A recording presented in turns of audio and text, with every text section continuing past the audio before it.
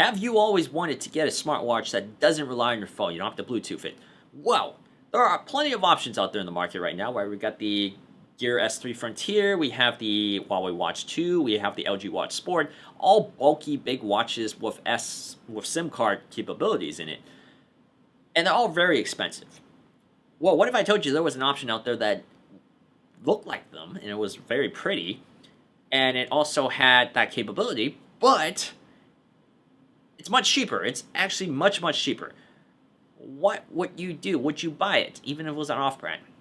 Well, GearBest wanted to answer that question, so they sent us a watch to take a look at, and it is this one right here. This is the Domino.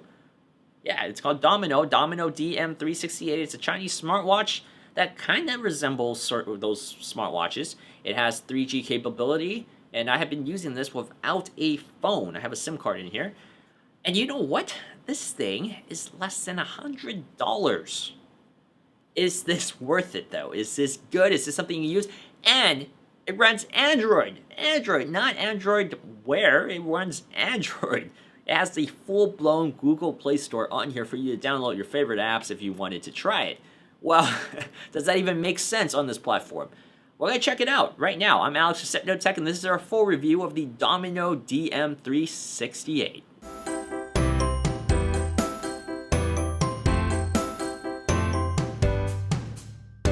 Here is a quick overview so you guys can see how this watch works. Swiping down from the watch face will bring a drop-down menu that shows your connection and battery life. This watch supports 3G speeds, and I am primarily reviewing this on a SIM card not connected with my phone. Swiping right from this drop-down menu will bring your quick settings that include toggling Wi-Fi, Bluetooth, and all the basic Android functions we are used to. Swipe right one more time and you are given a pedometer that maintains all your step counts. Swiping up from the watch face will give you a weather screen, while swiping left from the watch face will bring you to your notifications. Swiping right will take us to our app drawer.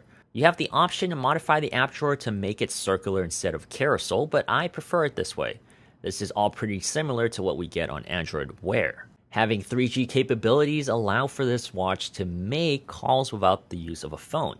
The reception seems to work like any modern phone, and the call quality coming from the speaker on the watch is quite soft, but usable in isolated spaces. Looking at the display on this watch, we are given a big 1.39 inches of real estate that pleasantly surprised me with its vivid colors and sharpness. I was genuinely not expecting it to look this good. In fact, I was going into this with opposite expectations. The preloaded watch faces are efficient at showing off the strong AMOLED display, and there are a decent variety of them. The only major downside is that there is no fingerprint coating on the display. The DM368 also packs impressive additional functions we are accustomed to, such as flip to wake, a surprisingly accurate GPS, and, of course, a heart rate monitor. Don't rely on the heart rate monitor though, it's wrong 90% of the time. Battery life on this watch is a tale of two stories, and it really depends on how you use the watch. As I stated earlier, I'm using it as an independent watch without reliance on the phone. So as such, because it has its own SIM card, I am getting 3G, I am getting 2G, I'm getting phone calls, getting text messages. It is draining the battery quicker. So I'm getting about 8 hours. I could probably stretch it. I would say the max is about 8 hours on a charge with a SIM card in it. If I don't have the SIM card in it, I'm just Bluetoothing with my phone, I could probably squeak out about 12 hours. So I could get a full workday, which is about standard with what other smartwatches give you. So really, it depends on what you're using this watch for. That's what the battery life will be like. Charging the watch is simple, as you just clip on the magnetic charger. It does take a long time to get this thing back up to full though.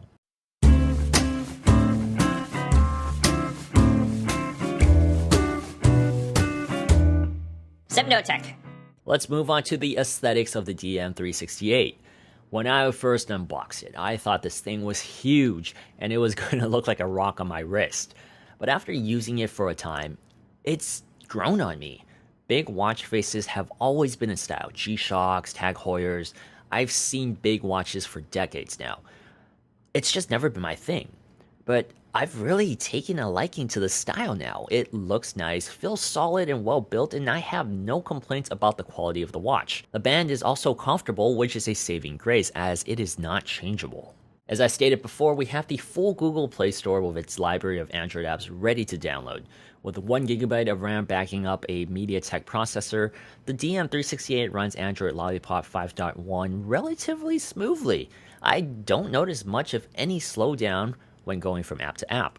Obviously, the apps are not optimized for this platform or display size, but things like YouTube actually work, albeit awkwardly, but it works. There's also Google Now, which has OK Google voice recognition capabilities that I could not access because I couldn't accept the terms of agreement due to the lack of optimization of the text on the screen. I couldn't press yes. There was no yes.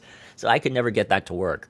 If you are watching this video, you might have an interest in this and you might have searched for this video, search for this specific product, that is.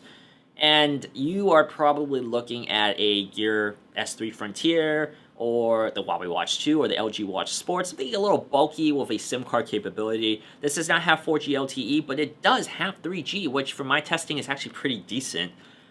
So if you're watching this, you're probably into those watches, and you're watching this because this seems like a cheap option. It actually looks pretty good. I actually do like the look of this, and that says a lot because I don't like bulky watches. Every watch I feature on the channel has been relatively small and thin because my wrist isn't that big. But I do like the look of this, and I think it's getting me into those bigger watches. And so that definitely left an impression on me after using this for a little bit. However, is this watch good for everybody? No, probably not. If you are a person looking to get into the smartwatch world, getting your first one, you probably want a OS system, probably want to find a watch with an OS system that is a little more user-friendly and optimized. This is running Android. It is running Android on your watch. It's not optimized for it, so they're not going to have good menus. Certain apps are going to be squarish on a round face like we showed you. It doesn't make sense. It feels like the early days back when Android Wear was out, and like the Pebbles, certain things were like that too. However, if you are interested in something different, something completely out of the ordinary, this is something fun, and it isn't too expensive, and it does get your feet wet into that whole space where you don't have to rely on your smartphone and you can actually just use your watch for everything. And so it is definitely a little frustrating here and there, but it also is kind of fun to tinker with it and play with it. So if you are one of those people, this watch is definitely for you, and you should check it out for the price point that they are offering it at GearBest. Once again, my name is Alex with SipNoTech. Thank you guys so much for watching, and also I want to say thank you again to GearBest for sending this to us to take a look at.